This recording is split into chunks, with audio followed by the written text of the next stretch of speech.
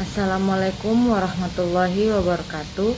Perkenalkan, nama saya Ainisa Fitri Umar, NIM F1C117035, kelas Kimia A.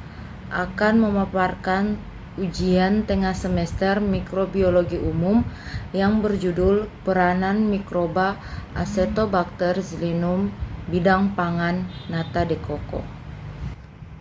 Acetobacter xylinum merupakan jenis bakteri anaerob fakultatif yang biasa digunakan dalam bidang bioteknologi. Acetobacter xylinum merupakan jenis yang menguntungkan bagi manusia karena dapat menghasilkan produk yang bermanfaat. Salah satunya adalah nata.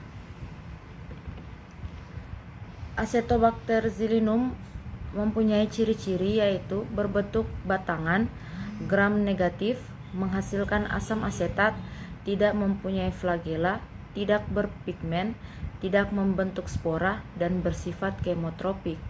Komponen sel Acetobacter xylinum yaitu karbon, nitrogen, mineral, dan vitamin.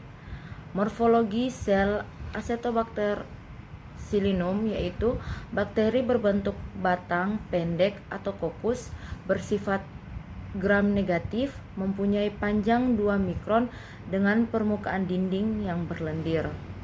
Golongan mikroba Acetobacter xylinum termasuk ke dalam prokariotik karena tidak memiliki membran inti.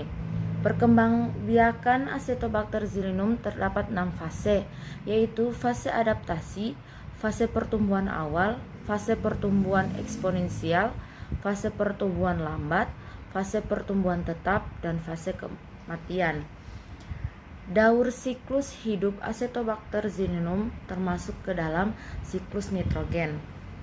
Habitat Acetobacter xylinum yaitu dapat tumbuh pada pH 3,5 sampai 7,5 dan tumbuh optimal bila pH-nya 4,3.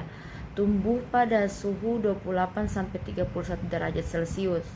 Tumbuh pada medium sederhana yang terdiri dari mineral penting seperti amonia, karbohidrat atau asetat, dan terdapat pada udara dan air.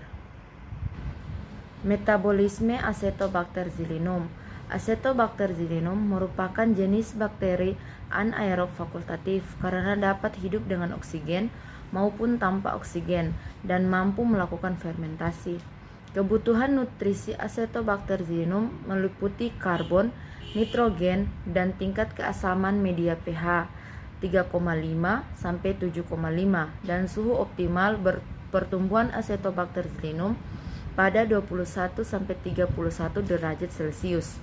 Bakteri Acetobacter xylinum bersifat overoxidizer karena kemampuan yang dapat mengubah asam asetat medium fermentasi menjadi CO2 dan H2O ketika gula di dalam medium fermentasi telah habis dimetabolisir.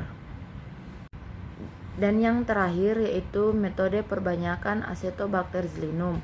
Yang pertama, menyiapkan alat, kemudian alat tersebut disterilkan dan menyiapkan air kelapa. Air kelapa tersebut disaring, dimasukkan ke dalam panci, direbus hingga mendidih. Kemudian ketika rebusan air kelapa tersebut sudah mendidih, dimasukkan gula 200 gram, dimasukkan lagi ZA 60 gram, dan dimasukkan cuka 90 ml. Ketika gula, ZA, dan cuka dan air kelapa menyatu, dituangkan media air kelapa tersebut ke dalam botol, kemudian ditutup botol tersebut dengan kertas koran dan diikat dengan karet gelang.